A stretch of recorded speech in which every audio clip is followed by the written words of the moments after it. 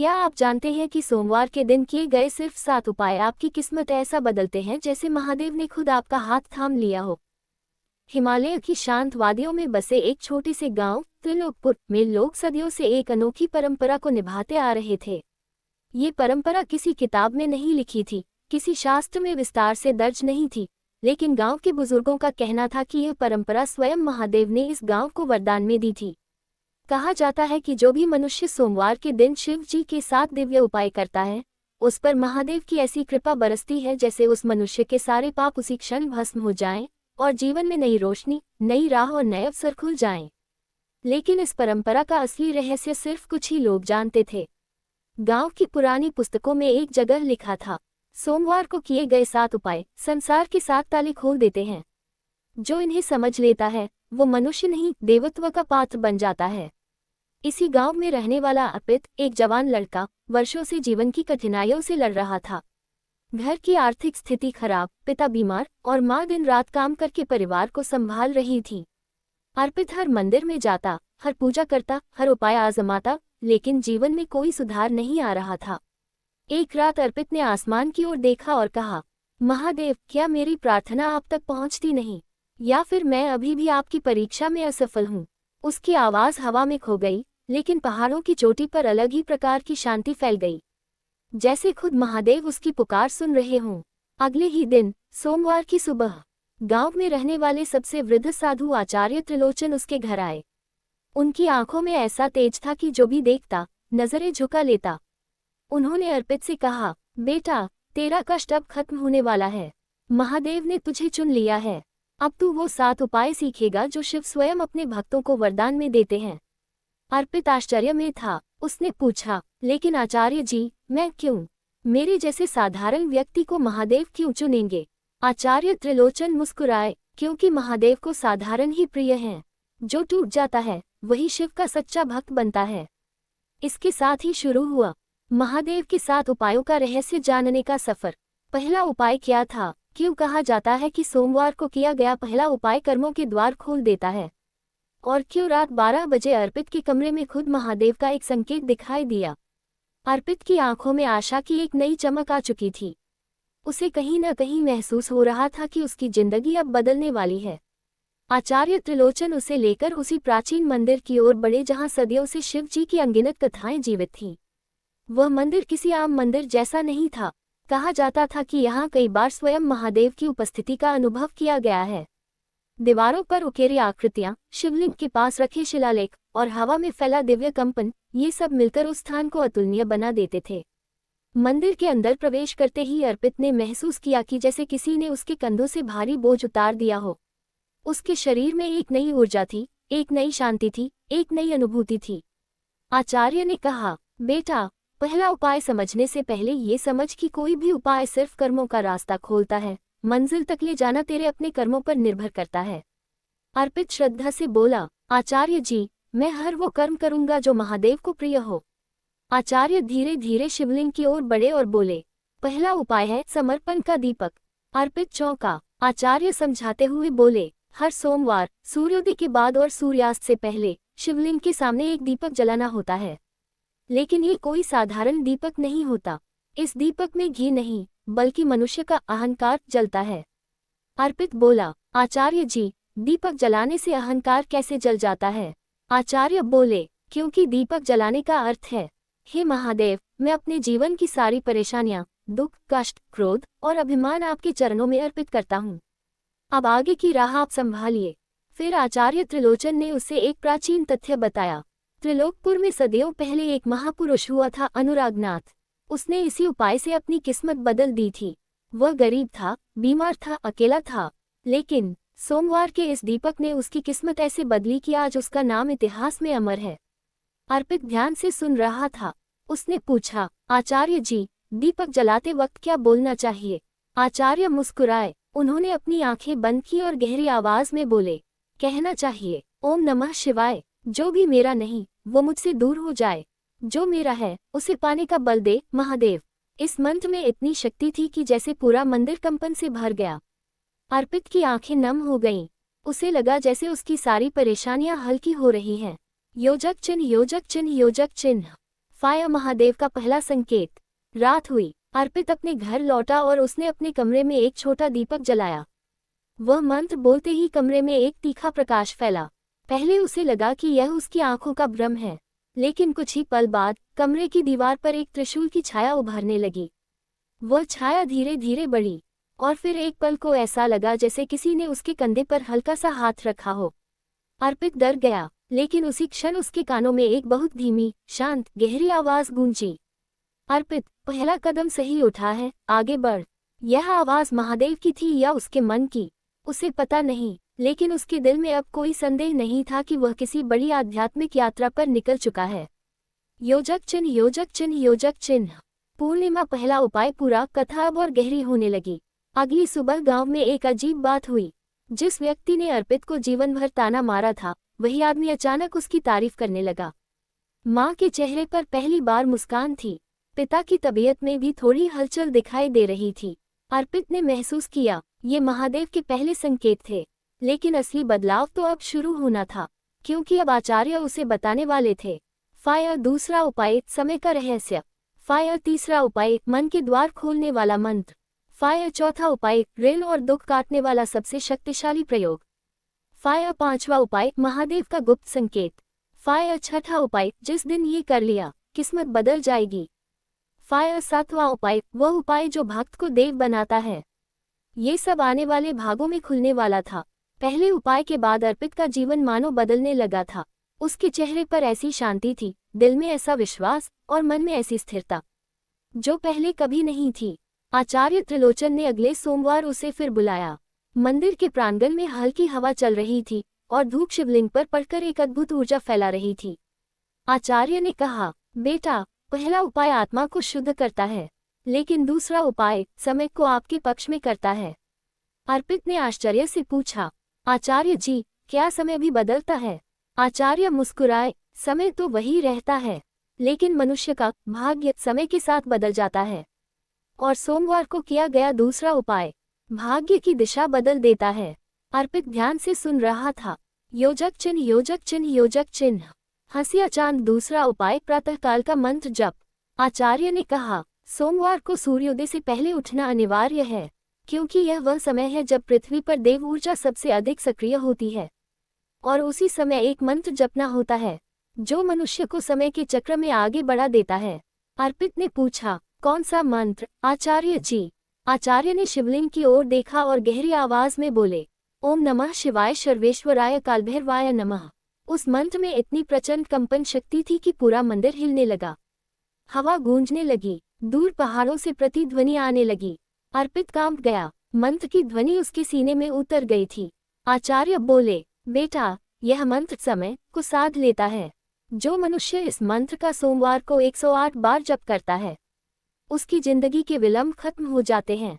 अर्पित ने पूछा, विलंब मतलब? आचार्य बोले, जैसे सौभाग्य देर से मिलना, काम पूरे न होना, रुके हुए पैसे, रुका हुआ भाग्य, रुकी हुई तरक्की, सब खुलने लगते हैं। योजक चिन्ह, योजक चिन्ह, योजक चिन्ह। हाई वोल्टेज मंत्र की शक्ति का पहला अनुभव। अर्पित ने अगले सोमवार ब्रह्म मुहूर्त में उठकर पहली बार यह मंत्र जपा।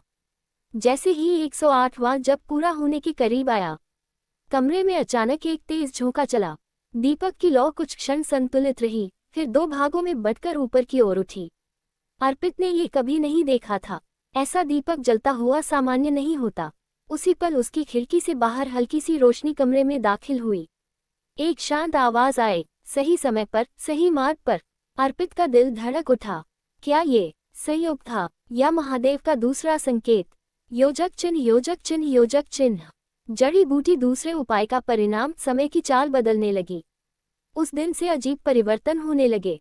अर्पित को अचानक गांव की दुकान में काम मिल गया। पिता की बीमारी तेजी से कम होने लगी। माँ के काम में भी आसानी होने लगी। जो लोग उसे हमेशा कम आंकते थे, वे अब सम्मान देने लगे।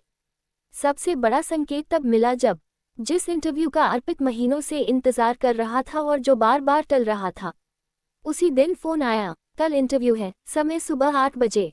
ये वही दिन था जब अर्पित ने मंत्र जप पूरा किया था। उसे विश्वास हो गया कि समय अब उसके पक्ष में बह रहा है, जैसे किसी ने उसके जीवन की घड़ी को रीसेट कर दिया हो। योजक चिन्ह, योजक चिन्ह, योजक चिन्ह। पूर्णिमा आचार्य त्रिलोचन बोले, बेटा, अब तीसरा उपाय सबसे कठिन है। यह मन के द्वार खोलेगा। अगर तू इसे सीख गया तो तेरी राह कोई नहीं रोक पाएगा। अर्पित ने आदर से पूछा, आचार्य जी, तीसरा उपाय क्या है? आचार्य ने गंभीर होकर कहा, तीसरा उपाय मन पर विजय का प्रयोग। ये सुनते ही मंदिर में हल्का सा अंधेरा फैल गया, जैसे किसी अद्भुत परिवर्तन की शुरुआत होने वाली हो। योजक चिन्ह, योजक चिन्ह, योजक चिन्ह। पाठ 4। तीसरा उपाय, मन पर विजय का प्रयोग। दूसरे उपाय की सफलता के बाद अर्पित पूरी तरह आश्वस्त था कि उसके जीवन में अब एक अद्भुत यात्रा शुरू हो चुकी है। लेकिन उसे यह नहीं पता था कि तीसरा उपाय सिर्फ एक साधारण क्रिया नहीं, यह उसकी आत्मा की परीक्षा था। उस सोमवार की रात, जब पूरा गांव शांत था और हवा में ठंडक तैर रही थी, आचार्य त्रिलोचन ने उसे अकेले मंदिर के पीछे के प्राचीन आंगन में आने को कहा। ये वही स्थान था जहां गांव के ऋषि, महात्मा और साधु सदियों से साधना करते आए थे। जैसे ही अर्पित उस स्थान पर पहुंचा, उसने देखा कि आचार्य त्रिलोचन ध्यान मुद्रा में बैठे हुए थे और उनके सामने जल रहा था एक काला दीप। अर्पित चौंक गया। वह दीपक घी का भी नहीं था, तेल का भी नहीं। उससे एक अद्भुत नीली लपट उठ रही थी। अर्पित ने डरते हुए पूछा, आचार्य जी, ये कैसा दीप है? आचार्य ने आंखें खोली। उनकी आंखों में तेज रोशनी थी। बेटा, ये मन दीप है। ये तीसरे उपाय की शक्ति को धारण करता है। योजक चिन्ह, योजक चिन्ह, योजक चिन्ह। अमावस्या। तीसरा उपाय, मन पर विजय का प्रयोग। आचार्य धीरे से बोले, हर मनुष्य का सबसे बड़ा शत्रु कोई बाहरी व्यक्ति नहीं, उसका अपना मन है। अगर मन स्थिर न हो तो मंत्र भी काम नहीं करते, पूजा भी अधूरी रहती है, उपाय भी निष्फल हो जाते हैं। अर्पित ने पूछा, तो फिर उपाय क्या है? आचार्य बोले, सोमवार को शिव जी के सामने बैठकर मन के भटकाव को शांत करने का एक दिव्य प्रयोग करना होता है। इस प्रयोग का नाम है चंद्र ध्यान, क्योंकि शिव जी के जटाओं में चंद्रमा स्थित है और चंद्रमा मन को नियंत्रित करता है। अर्पित ने गौर से सुना। योजक चिन्ह, योजक चिन्ह, योजक चिन्ह। पूर्णिमा चंद्र ध्यान की प्रक्रिया। आचार्य ने उसे निर्देश दिए। 1. सोमवार के दिन चंद्रमा को देखना अनिवार्य है, चाहे कुछ मिनट ही सही। 2. चंद्रमा देखते हुए मंत्र बोलना होता है, ओम सोम सोमाय नमः। 3. उसी समय मन में एक संकल्प लेना होता है, आज मेरा मन मेरे नियंत्रण में है, किसी और के नहीं। 4. फिर शिवलिंग के सामने 3 मिनट आंखें बंद कर चंद्रमा की रोशनी को मन में कल्पना करनी होती है। आचार्य बोले, जब मन शांत हो जाता है तो इंसान को दुनिया रोक नहीं सकती। योजक चिन्ह, योजक चिन्ह, योजक चिन्ह। हंसिया चांद। अर्पित की पहली साधना। अगले सोमवार अर्पित छत पर चढ़ा। आसमान में पूर्णिमा का चांद था, हवा में ठंड थी, चारों तरफ अजीब शांति फैली हुई थी। उसने मंत्र शुरू किया, ओम सोम सोमाय नमः।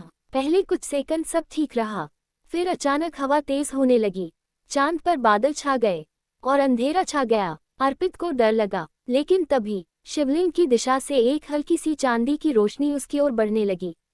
वह रोशनी चंद्रमा की रोशनी जैसी थी।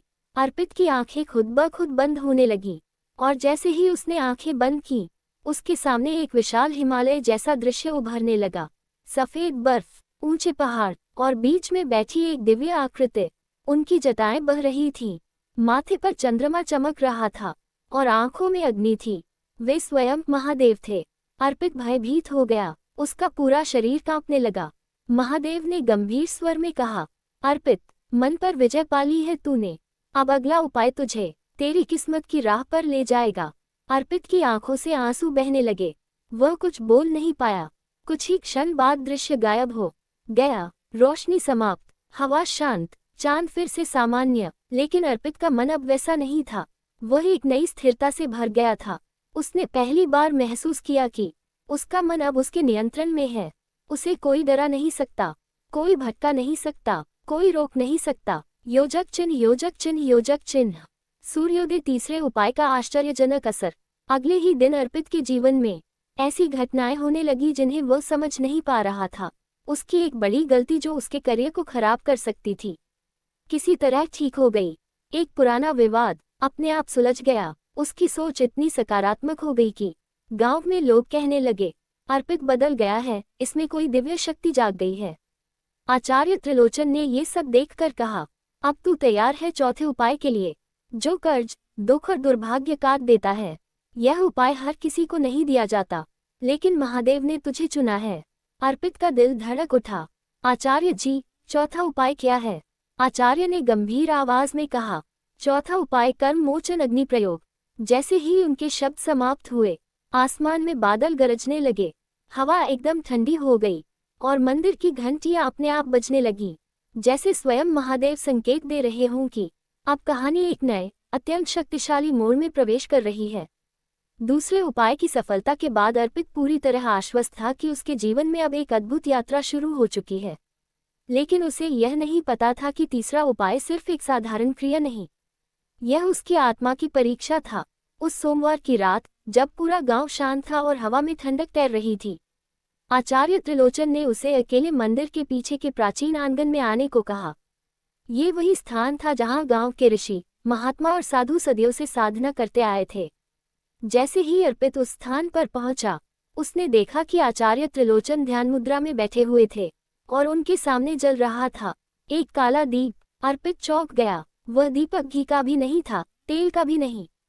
उससे एक अद्भुत नीली लपट उठ रही थी। अर्पित ने डरते हुए पूछा, आचार्य जी, ये कैसा दीप है? आचार्य ने आंखें खोली। उनकी आंखों में तेज रोशनी थी। बेटा, ये मन दीप है। ये तीसरे उपाय की शक्ति को धारण करता है। योजक चिन्ह, योजक चिन्ह, योजक चिन्ह। अमावस्या, तीसरा उपाय, मन पर विजय का प्रयोग। आचार्य धीरे से बोले, हर मनुष्य का सबसे बड़ा शत्रु कोई बाहरी व्यक्ति नहीं, उसका अपना मन है। अगर मन स्थिर न हो तो मंत्र भी काम नहीं करते, पूजा भी अधूरी रहती है, उपाय भी निष्फल हो जाते हैं। अर्पित ने पूछा, तो फिर उपाय क्या है? आचार्य बोले, सोमवार को शिव जी के सामने बैठकर मन के भटकाव को शांत करने का एक दिव्य प्रयोग करना होता है। इस प्रयोग का नाम है चंद्र ध्यान, क्योंकि शिव जी के जटाओं में चंद्रमा स्थित है और चंद्रमा मन को नियंत्रित करता है। अर्पित ने गौर से सुना, योजक चिन्ह, योजक चिन्ह, योजक चिन्ह। पूर्णिमा चंद्र ध्यान की प्रक्रिया। आचार्य ने उसे निर्देश दिए। 1. सोमवार के दिन चंद्रमा को देखना अनिवार्य है, चाहे कुछ मिनट ही सही। 2. चंद्रमा देखते हुए मंत्र बोलना होता है, ओम सोम सोमाय नमः। 3. उसी समय मन में एक संकल्प लेना होता है, आज मेरा मन मेरे नियंत्रण में है, किसी और के नहीं। 4. फिर शिवलिंग के सामने 3 मिनट आंखें बंद कर चंद्रमा की रोशनी को मन में कल्पना करनी होती है। आचार्य बोले, जब मन शांत हो जाता है तो इंसान को दुनिया रोक नहीं सकती। योजक चिन्ह, योजक चिन्ह, योजक चिन्ह। हंसिया चांद, अर्पित की पहली साधना। अगले सोमवार अर्पित छत पर चढ़ा। आसमान में पूर्णिमा का चांद था, हवा में ठंड थी, चारों तरफ अजीब शांति फैली हुई थी। उसने मंत्र शुरू किया, ओम सोम सोमाय नमः।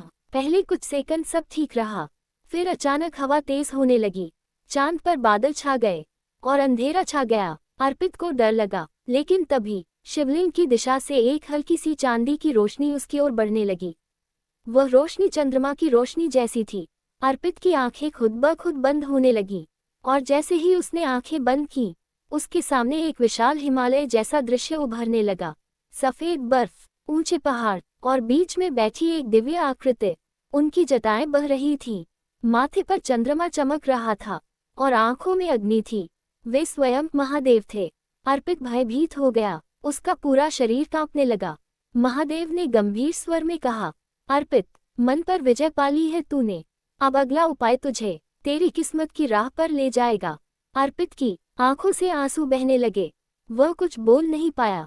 कुछ ही क्षण बाद दृश्य गायब हो गया। रोशनी समाप्त, हवा शांत, चांद फिर से सामान्य। लेकिन अर्पित का मन अब वैसा नहीं था। वह एक नई स्थिरता से भर गया था। उसने पहली बार महसूस किया कि उसका मन अब उसके नियंत्रण में है। उसे कोई डरा नहीं सकता, कोई भटका नहीं सकता, कोई रोक नहीं सकता। योजक चिन्ह, योजक चिन्ह, योजक चिन्ह। सूर्योदय, तीसरे उपाय का आश्चर्यजनक असर। अगले ही दिन अर्पित के जीवन में ऐसी घटनाएं होने लगी जिन्हें वह समझ नहीं पा रहा था। उसकी एक बड़ी गलती जो उसके करियर को खराब कर सकती थी, किसी तरह ठीक हो गई। एक पुराना विवाद अपने आप सुलझ गया। उसकी सोच इतनी सकारात्मक हो गई कि गांव में लोग कहने लगे, अर्पित बदल गया है, इसमें कोई दिव्य शक्ति जाग गई है। आचार्य त्रिलोचन ने ये सब देखकर कहा, अब तू तैयार है चौथे उपाय के लिए, जो कर्ज, दुख और दुर्भाग्य काट देता है। यह उपाय हर किसी को नहीं दिया जाता, लेकिन महादेव ने तुझे चुना है। अर्पित का दिल धड़क उठा। आचार्य जी, चौथा उपाय क्या है? आचार्य ने गंभीर आवाज में कहा, चौथा उपाय कर्म मोचन अग्नि प्रयोग। जैसे ही उनके शब्द समाप्त हुए, आसमान में बादल गरजने लगे, हवा एकदम ठंडी हो गई और मंदिर की घंटियां अपने आप बजने लगी, जैसे स्वयं महादेव संकेत दे रहे हों कि अब कहानी एक नए अत्यंत शक्तिशाली मोड़ में प्रवेश कर रही है। मंदिर के गर्भगृह में अचानक फैला अंधेरा कुछ ही क्षणों में वापस धीमी रोशनी में बदल गया। अर्पित ने देखा, दीपक की लौ जैसे किसी अनदेखी शक्ति से नाचने लगी थी। हवा में एक ऐसी गंध फैली थी जो न तो चंदन थी, न ही धूप, बल्कि किसी देव उपस्थिति का संकेत थी। आचार्य त्रिलोचन ने अपनी कमंडल से कुछ जल शिवलिंग पर चढ़ाया और बोले, बेटा, अब तीसरा उपाय शुरू होगा। यह उपाय मन से जुड़ा है और मन से बड़ी कोई शक्ति नहीं। अर्पित ध्यान से बैठ गया। उसकी धड़कनें तेज थीं, लेकिन मन शांत था। आचार्य धीमी आवाज में बोले, योजक चिन्ह, योजक चिन्ह, योजक चिन्ह। ट्राइडेंट साइन तारांकन, तारांकन। मन ब्रह्म भी है और मन ब्रह्म भी। मन बांट सकता है और मन मुक्त भी कर सकता है, लेकिन सोमवार को किया गया मन विजय प्रयोग मनुष्य को उसकी सीमाओं से बाहर निकाल देता है। तारांकन, तारांकन। अर्पित ने पूछा, आचार्य जी, ये प्रयोग कैसे होता है? आचार्य बोले, योजक चिन्ह, योजक चिन्ह, योजक चिन्ह। हंसिया चांद। तीसरा उपाय एक चुटकी भस्म का प्रयोग। आचार्य ने अपनी थैली से एक छोटा सा कपड़ा निकाला। उसमें हल्की ग्रे रंग की शिव भस्म थी। आचार्य बोले, बेटा, ये भस्म काशी से आए हैं, जहाँ हर कण में शिव की ऊर्जा धड़कती है।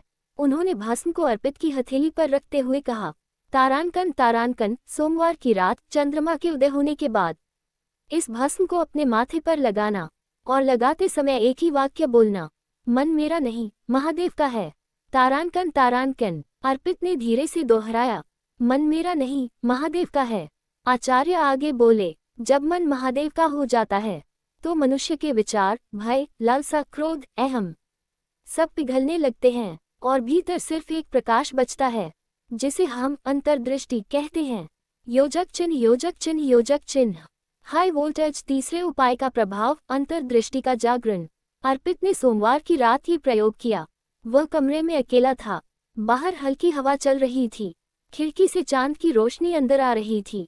जब उसने भस्म को माथे पर लगाया तो उसकी आंखें एक पल के लिए बंद हो गईं, और उस पल में उसने देखा एक सफेद प्रकाश उसके चारों ओर फैल गया। कमरे की दीवारें गायब होने लगी। बिस्तर, मेज, खिड़की सब जैसे धुंध बनकर ओझल होने लगे। अर्पित खुद को एक विशाल पर्वत पर खड़ा पाया।